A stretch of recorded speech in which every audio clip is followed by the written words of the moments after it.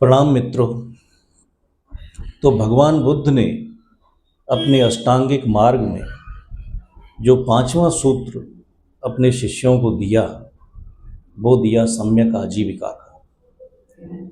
सम्यक आजीविका का अर्थ है कि आप वही धन कमाएं जो धन किसी की पीड़ा, किसी की आह से युक्त ना हो।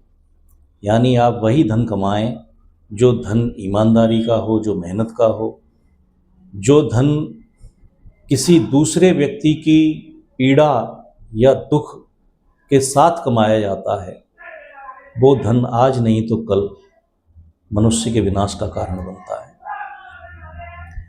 तो भगवान बुद्ध का कहना था कि जैसे बैलगाड़ी के पीछे उसके पहियों के निशान चले आते हैं, ठीक उसी प्रकार से कर्म अपने फल के साथ साथ चलता है। यानी आप जो भी कर्म करते हैं उसका फल मिलना तय है। न्यूटन ने भी ये सिद्धांत पूरे संसार को दिया कि हर क्रिया की प्रतिक्रिया उतने ही बल और उतनी ही शक्ति के साथ निश्चित रूप से होती है। अर्थात आप कोई भी कर्म करें, वो कर्म अपना फल लेकर जरूर वापस आएगा।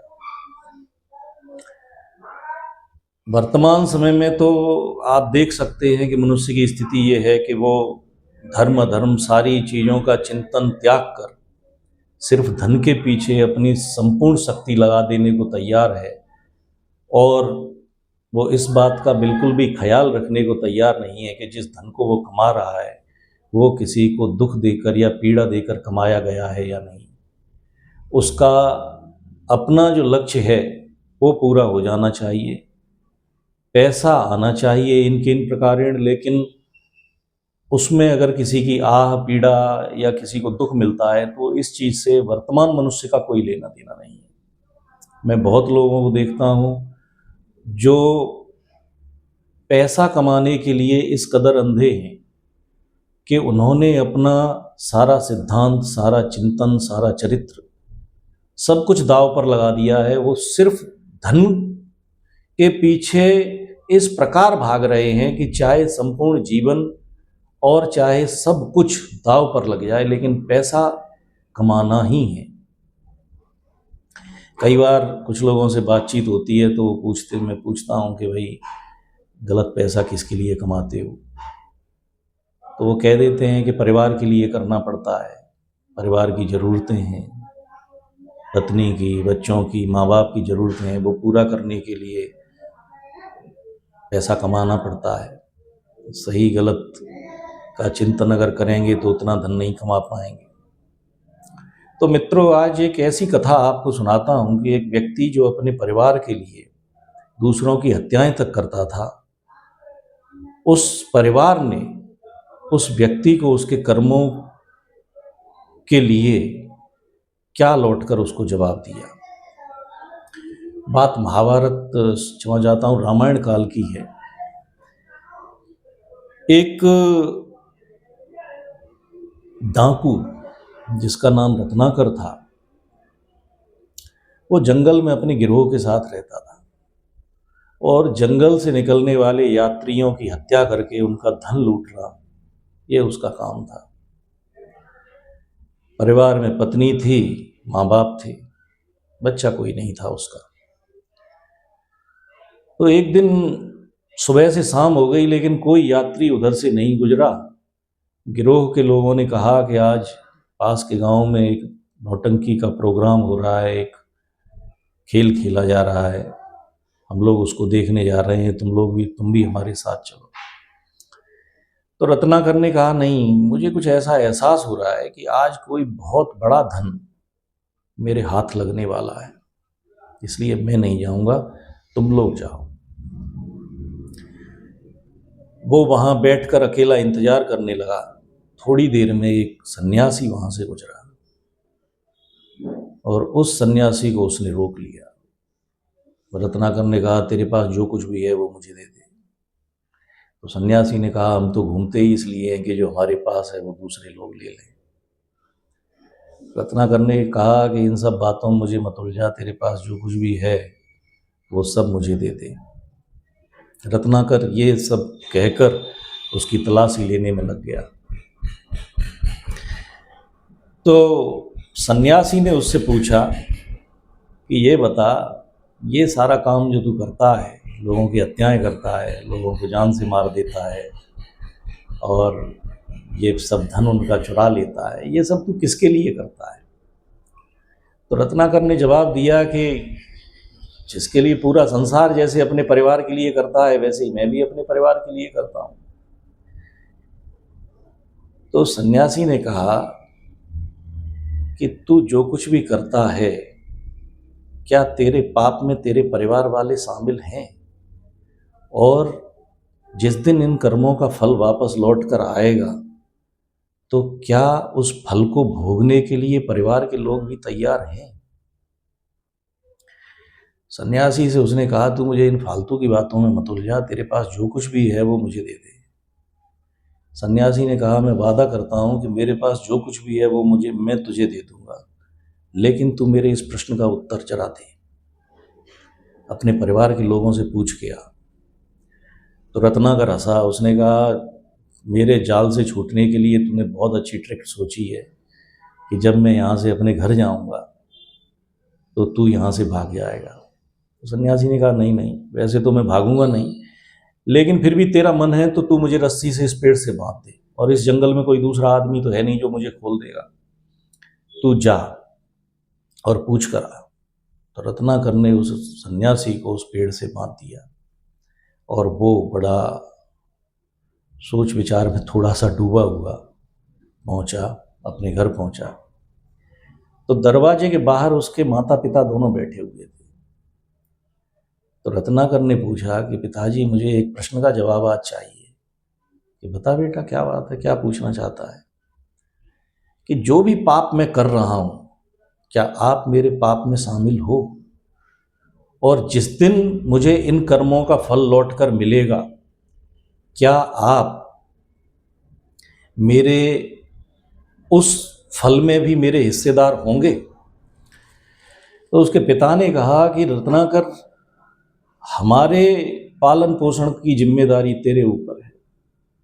तू धन धर्म से कमाता है या अधर्म से कमाता है, इस बात से हमारा कोई लेना देना नहीं है। तेरे कर्म का तू जिम्मेदार है, तेरे फल का भी जिम्मेदार तू ही होगा। इससे बेटा हमारा कोई लेना देना नहीं। इस बात को सुन के रत्नाकर आधा टूट गया कि जिनके लिए वो लोगों की हत्याएं कर रहा था, खून में सने हुए हीरे जवाहरात, सोने के आभूषण लाकर वो जिन माँ बाप को और जिस पत्नी को देता था, आज उस व्यक्ति के पिता ने ये जवाब दिया कि उसके कर्मों में कोई भी शामिल नहीं है, वो अकेला है।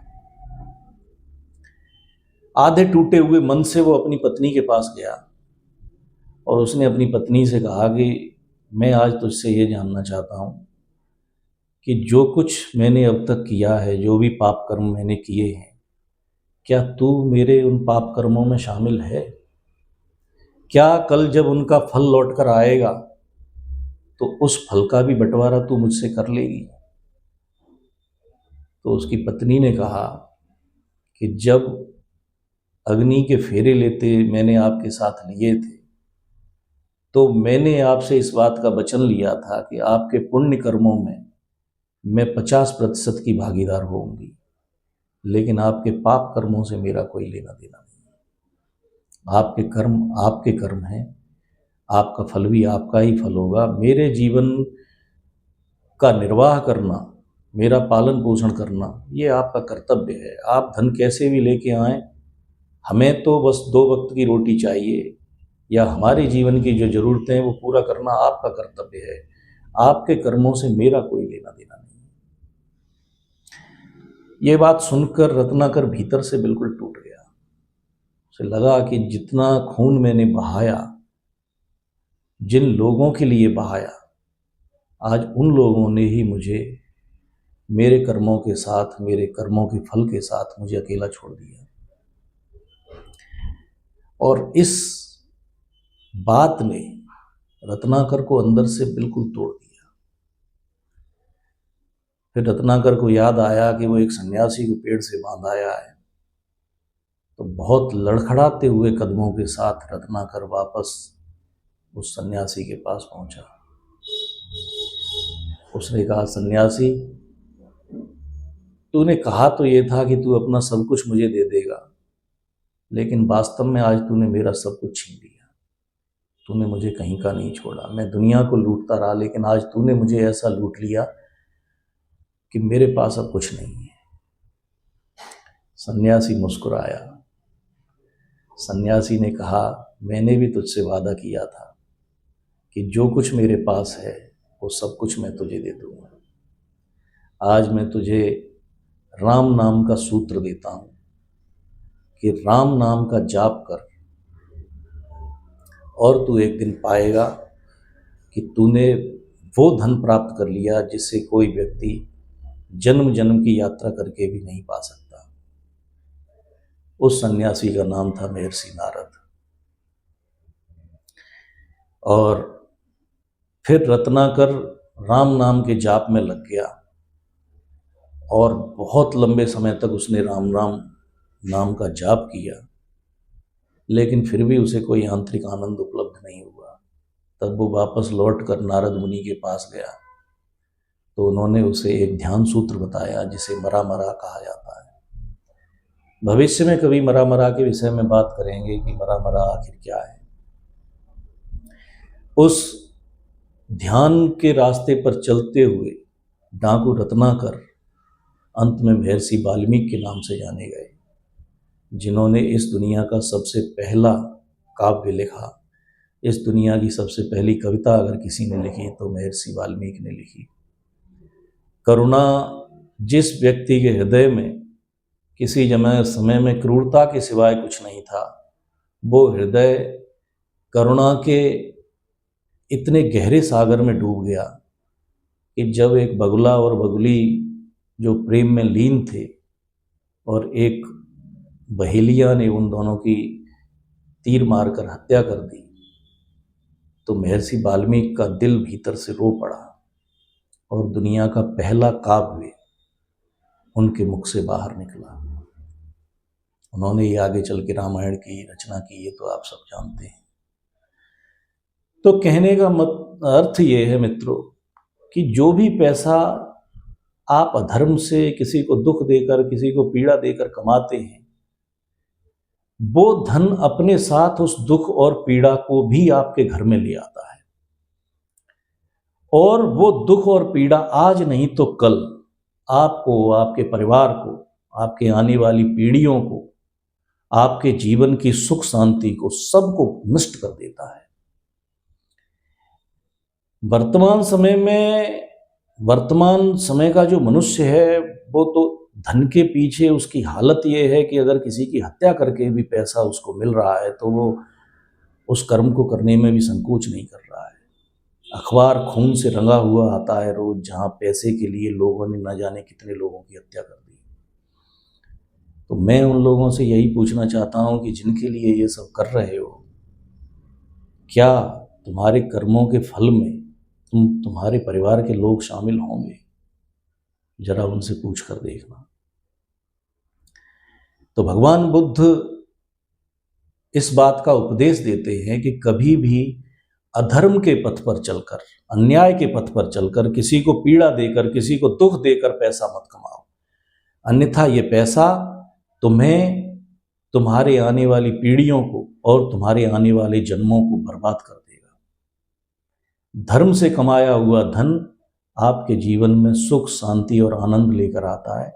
हो सकता है कि थोड़ी सुविधाएं आपके जीवन में कम हो सकती हैं, क्योंकि पैसे के भीतर इतनी सामर्थ्य है कि वो थोड़ी सुविधाएं खरीद सकता है, लेकिन सुख, हंसी खुशी, प्रसन्नता, आनंद, ये खरीदने की औकात पैसे की नहीं है। तो इसलिए मित्रों, धन वही कमाइए जो धर्म के साथ आता हो। धर्म से कमाया हुआ धन आपके जीवन को आनंद, शांति और प्रेम से भरता है। कम से कम आप चैन की नींद रात को सो पाते हैं। तो भगवान बुद्ध का 5वां सूत्र जो उन्होंने मनुष्य जाति को दिया वो था सम्यक आजीविका का सूत्र। आजीविका का अर्थ है वो पैसा जो आपके जीवन की ज़रूरतों को पूरा करता है। बहुत बहुत धन्यवाद।